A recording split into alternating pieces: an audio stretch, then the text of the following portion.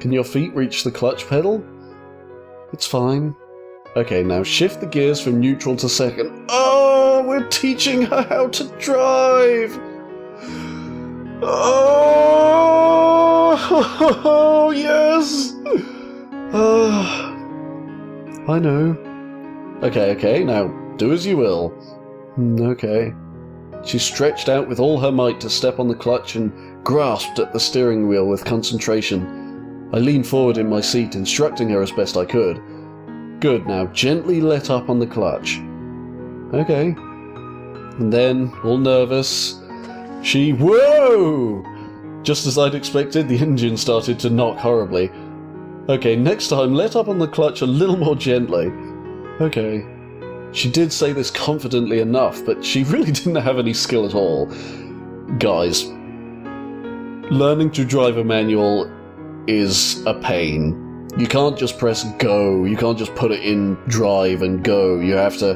There's a thing called biting point, where you have to match the clutch and the gas, and that's when the clutch... That is when the gears basically engage, and you've got to do that manually. It's a pain in the arse, but yeah.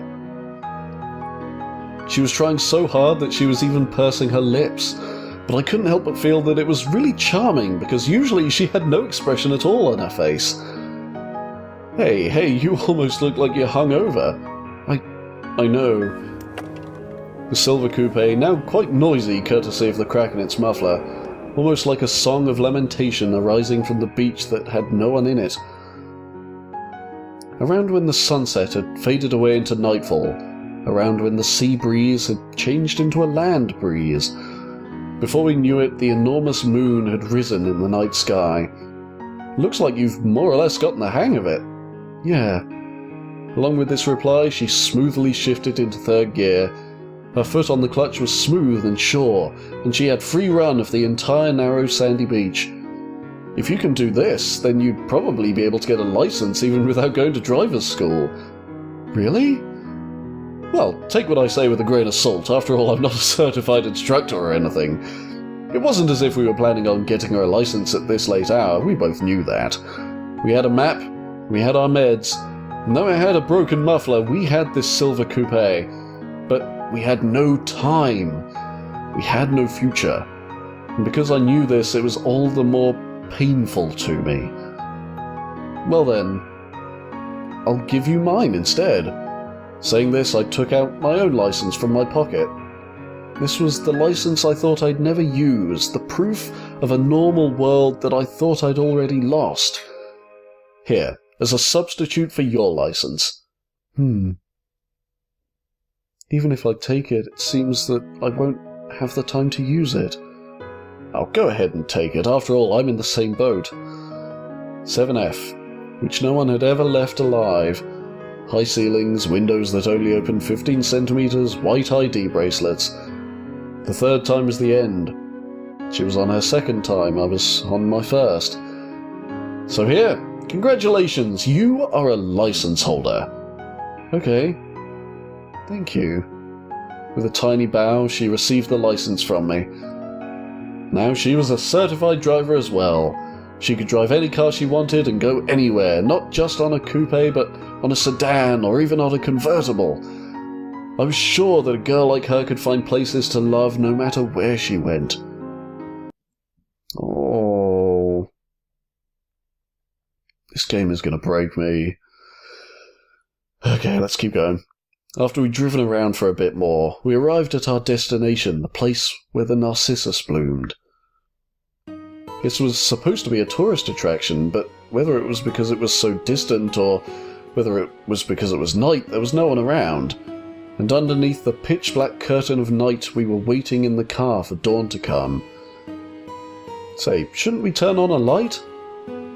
No, because it looks like the battery's almost gone. Yeah, that's true. A totally dark cabin, the motor turned off. Only the dim panel lights to reflect our wan, self-same profiles. Not a single word exchanged as we waited for dawn inside this car, devoid of any other light or sound, and the pile of clothing to be washed in the back seat. Thick jeans and sweaters and a few hand towels. We grabbed a bunch of those things and spread them on top of ourselves since we had no blankets. It's cold, huh? Yeah. You can come closer if you want.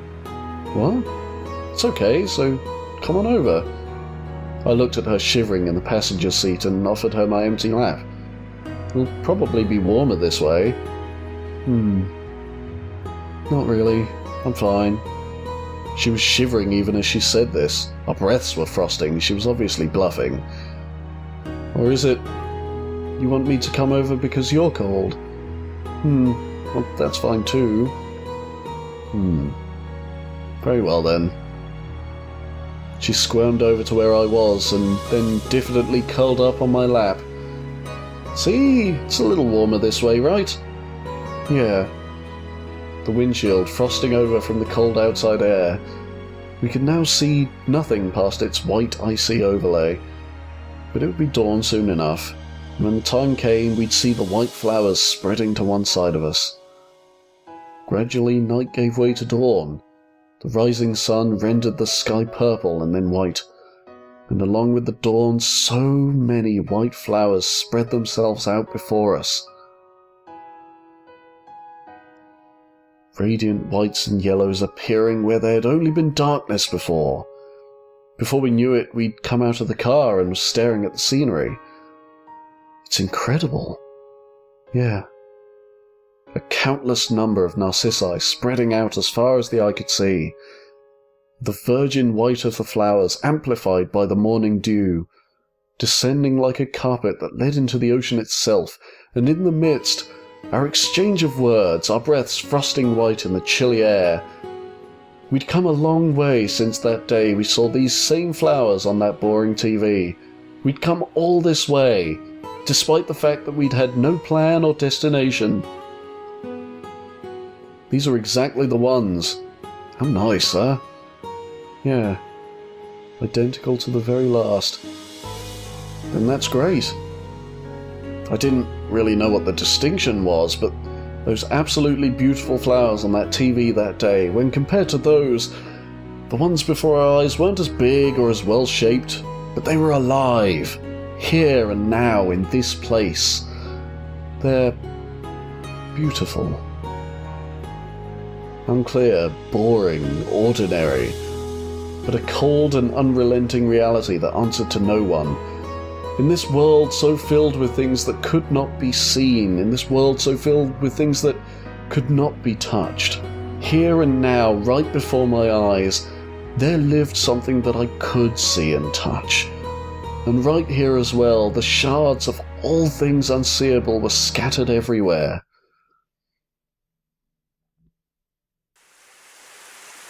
Awaji Island, January 31st. The falling snow coming down out of the pure white January sky. It had been 2 days since, but we were still here. We could not leave.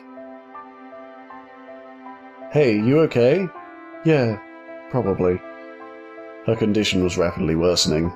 She tilted her seat back all the way down, and we were mainly staying one place to let her rest.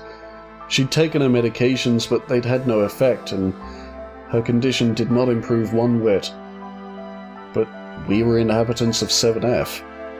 It was her second time already in the first place, so it was not surprising that something like this might happen. Hey, do you want to go back?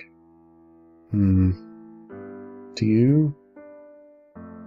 Yeah, just a little. 7F or home? I don't know. What I did know was that it would come to this sooner or later. My fate would not be much different. But it was incredibly tough for me to be able to do nothing but be by her side. I wish there was a fade out on this music or something. February 2nd, still on Awaji Island. Rain that did not seem likely to let up. Drops of water falling from the twilight sky. The glistening white narcissi in the rain visible from the car window. Hey, you know... I pointed at the white flowers visible in the windshield as I said this. You said that those were Narcissus, right? Yeah, the original word is Narcissae. Narcissu? There was another word I was reminded of. Funny, since I thought that it was unique up until now.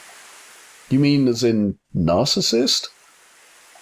Yeah, it originally comes from a legend, so there are many different interpretations.